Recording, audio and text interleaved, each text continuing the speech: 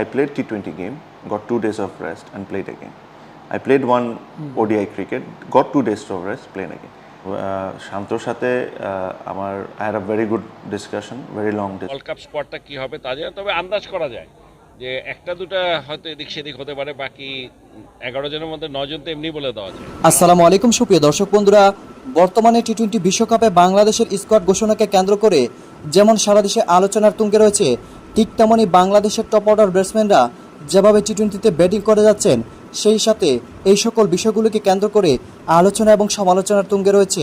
অন্যদিকে বিশ্বের সকল টি-20 ব্যাটসম্যানরা অন্যরকম ব্যাটিং করে যাচ্ছে, কিন্তু বাংলাদেশ যেন তাদের মধ্যে উল্টো পথে রয়েছে। দর্শক বন্ধুরা, অন্যদিকে টি-20 বিশ্বকাপের আগে তামিম ইকবালকে ফেরানোর জন্য যে সকল আভাসগুলো উঠেছিল, তবে কি শেষ পর্যন্ত সেই সকল আভাসগুলো টিকে থাকবে? দর্শক বন্ধুরা, এবার সেই সকল বিষয়গুলোকে কেন্দ্র করে অনফিল্ডের সামনে মুখোমুখি হয়েছিলেন তামিম ইকবাল খান এবং সেই সাথে নানা প্রশ্নের উত্তর দিয়েছেন। অন্যদিকে এবার টি-20 বিশ্বকাপের স্কোয়াড ঘোষণাকে কেন্দ্র করে বিসিবি সভাপতি নাজমুল হাসান পাপন যেই বার্তাটি দিয়েছেন, তবে শেষ পর্যন্ত কোন দিকে মোড় ঘুরতে যাচ্ছে? তো দর্শক বন্ধুরা, চলুন আমরা সেই সকল তথ্যগুলো পরিপূর্ণ জেনে নিই। অবশ্যই ধৈর্য সহকারে পুরো ভিডিওটি দেখবেন, তাহলে এই সকল বিষয়গুলো পরিপূর্ণ বুঝতে পারবেন। তবে কি শেষ পর্যন্ত টি-20 বিশ্বকাপে ফিরবেন তামিম ইকবাল? আমার কোয়েশ্চেনটা হচ্ছে একদম স্পেসিফিক, সেটা হচ্ছে as a batter what are the issues according as far as fitness is concern, যেটা আপনাকে ডিস্টার্ব করতে পারে টেস্ট ম্যাচ ক্রিকেটে? প্রথমত ব্যাটিংয়ের সময় I have never ever felt any issues, specially আমার ডিউরিং দ্য ওয়ার্ল্ড কাপের আগে আমার প্রবলেমটা হলো আমার ব্যাক ইস্যু নেই। সো ব্যাটিংয়ে আই ওয়াজ অ্যাকচুয়ালি ব্যাটিং নিয়ে কোনো প্রবলেম হলো যে when I was fielding, I was moving around and all that. So normally হয় কি, লেটস সি আমি 30টা ম্যাচ এখন খেলেছি, 15 ম্যাচেস ইন বিপিএল আর straight away 15 matches in Premier league.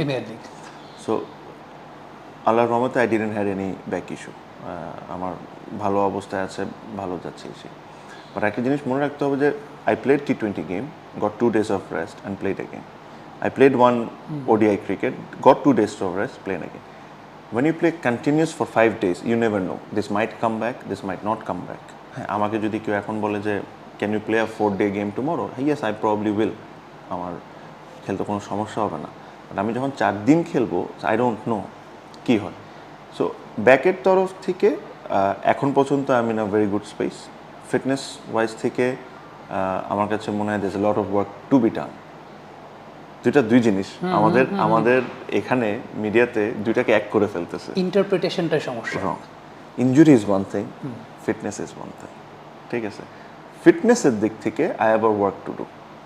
আমার কাছে মনে হয় যে which I have planned after the Premier League, what I'm going to do for next 2 months. Injuries wise থেকে I'm in a good space now because I have played 30 games. 30 games is not in 3 months. 30টা game কিন্তু is a lot of games. So ওই দিক থেকে আমি এখন ভালো আছি। শান্তর সাথে আমার I had a very good discussion, very long discussion. I have told him what I felt. He has told me what he felt. But this is something I will only like to keep it to that because আমার কাছে মনে হয় যে I have to respect him as a captain or as an individual that he came and spoke to me. If he decides to speak about this publicly, he can. That's not a problem. But I will like to clear one thing. That's for sure. আপনাদের যেহেতু প্ল্যাটফর্মে আসছে, যেহেতু এই বিষয় আসছে, unfortunately আমি এক জায়গায় দেখলাম একটা খুবই রিনোন আমাদের নিউজ পেপারে that somebody they have written that আমি একটা শর্ত দিয়েছি যে জুনিয়ররা আমাকে সম্মান করলে আর কোচরা যদি সম্মান করে তাহলে আমি দেশে ফিরবো। আমি জাস্ট একটা প্রশ্ন জিজ্ঞেস করি আপনাকে, এটা কি বলা সম্ভব? আমার বয়স হলো 35-36. I have known one thing, that you can ask for respect, you gain respect. এটা কি সম্ভব বলা যে জুনিয়ররা যদি আমাকে সম্মান করে তাহলে আমি খেলবো? মানে একটা হিউম্যান কি এভাবে বলতে পারে? ছোটবেলার পাড়া মহল্লার গ্যাঞ্জামের মতো অনেকটা। আমার মনে হয় না পাড়ার মহল্লা গ্যাঞ্জামে কথা বলতে পারবে যে উনি আমাকে সম্মান করলে আমি খেলবো। এটা কি সম্ভব? মানে ইট ওয়াজ সো ফানি যে এমন একজন একটা নিউজ পেপার যাকে Bangladesh like to believe has quoted something like that, It's very unfortunate, but আমি আর শান্ত actually the next day we were laughing about it. যে we were speaking and said যে তুই এটা দেখছো, সে বলছে হ্যাঁ ভাই, বলে এটা আমি কখন বললাম, মানে ইটস ভেরি ফানি বিকজ আমি আর ও ছিলাম, ক্যামেরাও ছিল না, কোনো মাইক্রোফোনও ছিল না, how they get all these things. Batting approach in T20 cricket, it has been a talk of the town in the sports industry right now. আমরা IPL দেখছি, lots of runs being scored, the bowlers have become pitchers, baseball stance apply করছেন ব্যাটাররা, even একটা point চলে এসেছে, তা হচ্ছে অনেক multidisciplinary games, golf, squash, hockey. Jos Buttler একটা ইন্টারভিউতে বলেছেন যে তিনি গ্রিপ চেঞ্জ করছেন because of his hockey basics, যেটা তাকে হেল্প করছে।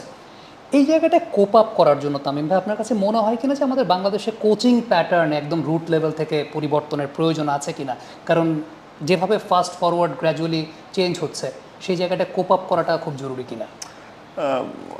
100%, কারণ আপনি যত সিনিয়র ক্রিকেটার হন না কেন বা যত ইয়াং ক্রিকেটার হন না কেন, when you are in trouble, when you are not scoring runs, you go to coaches. If coaches are not equipped, then it's a problem.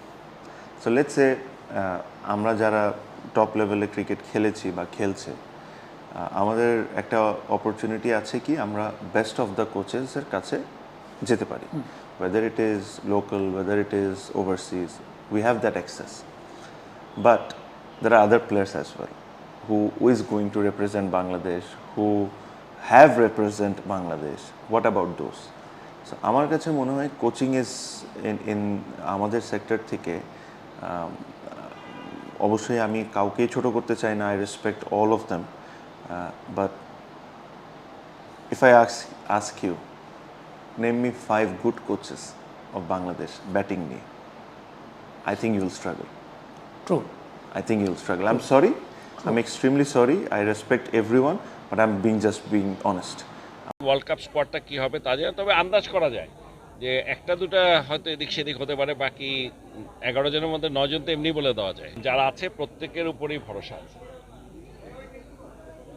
আমি মনে প্রাণে একটা জিনিস বিশ্বাস করি যে এখানে যারা আছে তারা যদি তাদের খেলাটা আসলে খেলতে পারে, সাধারণত তাদেরকে যেই দলে নেওয়া হয়েছে তারা যদি তাদের খেলাটা খেলতে পারে তাহলে ভালো খেলা হবে। এখন মানে এখন সব বলতে পারছি না, কারণ আসলে স্কোয়াডটা কী হবে তাও জানি না। আলটিমেটলি ওয়ার্ল্ড কাপ স্কোয়াডটা কী হবে তা জানি না, তবে আন্দাজ করা যায় যে একটা দুটা হয়তো এদিক সেদিক হতে পারে, বাকি 11 জনের মধ্যে 9 জন তো এমনি বলে দেওয়া যায় যে কারা খেলবে। এখন ধরেন পেসার যে কাকে খেলাবে এটা তো এখন এইখান থেকে বলতে পারবো না, ওরা ওখানে গিয়ে বলতে পারবে। সো জিম্বাবুয়ের সাথে খেলাটা যদি আমি বলি, দেখেছি আমাদের ওপেনিং স্পেলগুলো যে বোলিংয়ে যেটা করেছে খুবই ভালো লেগেছে, কয়েকটা ভালো ক্যাচও নিয়েছে, ফিল্ডিংও কয়েকটা দুর্দান্ত ছিল।